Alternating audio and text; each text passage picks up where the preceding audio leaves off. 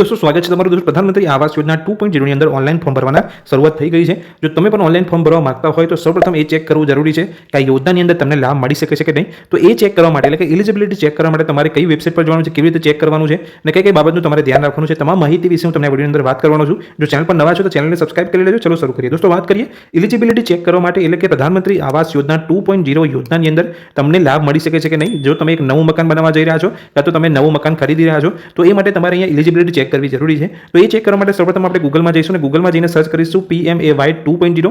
જેવું તમે આ ગૂગલમાં જઈને સર્ચ કરશો એટલે નીચે તમને એક વેબસાઇટ અહીંયા જોવા મળી જશે। અહીંયા જોઈ શકો છો આ વેબસાઇટ આ પ્રકારની જોવા મળશે, જેની પર તમારે ક્લિક કરવાનું છે। જો તમે આ વેબસાઇટ પર ક્લિક કરશો એટલે આ પ્રકારની થ્રી લાઈન તમને જોવા મળશે। આ થ્રી લાઈન પર તમારે ક્લિક કરવાનું છે। જેવું તમે થ્રી લાઈન પર ક્લિક કરશો એપ્લાય ફોર PMAY 2.0 ઓપ્શન પર તમારે ક્લિક કરવાનું છે। જેવું તમે apply four PMAY 2.0 option select કરશો એટલે આ પ્રકારનું પેજ તમારી સામે ઓપન થશે, જેમાં અમુક ઇન્સ્ટ્રક્શન અહીંયા ઇંગ્લિશમાં આપેલી છે, જેના વિશે હું તમને આગળ પૂરેપૂરી માહિતી આપવાનો છું। નીચે જવાનું છે આ પેજની અંદર અને ક્લિક ટુ પ્રોસીડના બટન પર તમારે ક્લિક કરી દેવાનું છે। જો તમે ક્લિક ટુ પ્રોસીડના બટન પર ક્લિક કરશો એટલે જે ડોક્યુમેન્ટ્સ તમારે જરૂર પડશે અહીંયા યોજનાની અંદર લાભ લેવા માટે તો કયા કયા ડોક્યુમેન્ટ્સની જરૂર પડશે અહીંયા જોઈ શકો છો। જે પણ આ યોજનાની અંદર એપ્લાય કરી રહ્યો છે તેનું આધાર કાર્ડ તેની પાસે હોવું જોઈએ, તેના જે પણ ફેમિલી મેમ્બર હોય તેના આધાર કાર્ડ તેની પાસે હોવું જોઈએ, એક એક્ટિવ બેંક એકાઉન્ટ હોવું જોઈએ જેની અંદર આધાર કાર્ડ લિંક હોય અને સાથે તમારું ઇન્કમનું પ્રૂફ તમારી પાસે હોવું જોઈએ, કાસ્ટ કોમ્યુનિટી પ્રૂફ એટલે કે જાતિનો તમારી પાસે દાખલો હોવો જોઈએ, અહીંયા લેન્ડ ડોક્યુમેન્ટ્સ તમારી પાસે હોવા જોઈએ। In case of BLC vertical, BLC વર્ટિકલનો મતલબ શું થાય છે હું તમને આગળ વિડીયોમાં જણાવવાનો છું। In case of BLC vertical એટલે કે અહીંયા લેન્ડ ડોક્યુમેન્ટ્સ જો તમારી પાસે જમીન છે અને તેની પર તમે કોઈ મકાન બનાવવા જઈ રહ્યા છો અને અહીંયા સહાય મેળવવા માંગતા હોય તો તમારી પાસે જમીનના કાગળિયા તમારી પાસે હોવા જોઈએ।